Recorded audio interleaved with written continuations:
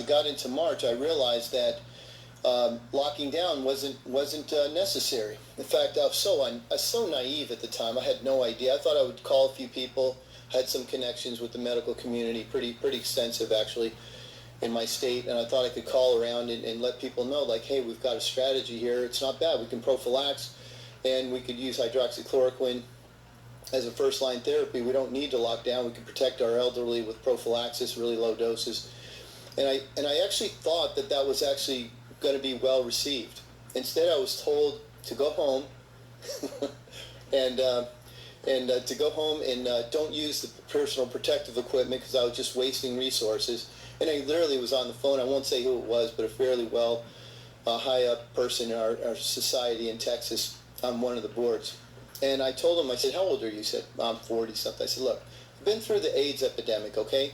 We didn't know if we touched the patients what was going to happen. And I go, I've been through another, and that pandemic itself was very eye-opening for me. I was very scared.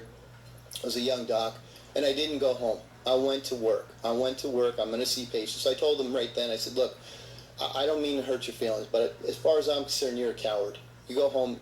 I said, I'm not going home. I'm going to work. I go, I've done 6 years in the ER, 100, 200 hours a month. I've been on a bunch of trauma teams.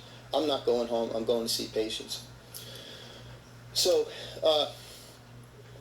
that turned into short visits with some of my friends, some of my patients who would call me knowing that I had talked to them about this disease, and I ended up treating the disease. And then I got on a Facebook Live video that in about 2 hours reached 100,000 people. And I saw it and I was like, oh my God, I'm going to get some repercussions. Sure enough, I did. The board came calling and they said, you said that hydroxychloroquine works and you're basically a public menace.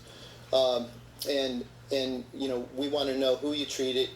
You said at the time, it was really early on, I said I treated 3 patients. And I had to provide all the records, all the information. I was very intimidated, as you might imagine, because, you know, I have to practice. I have to feed my family. I love what I'm doing, but, you know, I'm not independently wealthy. I was a little bit afraid. I really was. That lasted about a day. At that point, you know, again, as Dr. Gold said, we've got to do the right thing for the patients. And at the time, I wrote a bunch of letters saying, I'm not going to let my patients get on vents and ECMO. It's not going to happen. I'm not going to allow it to happen. I'm going to treat them. I don't care. Well, suffice it to say, you know, I got reprimanded. I'm still in a process of negotiation with that whole thing. But as Dr.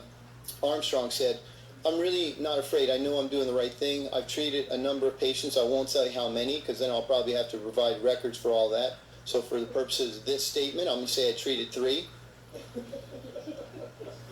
Okay?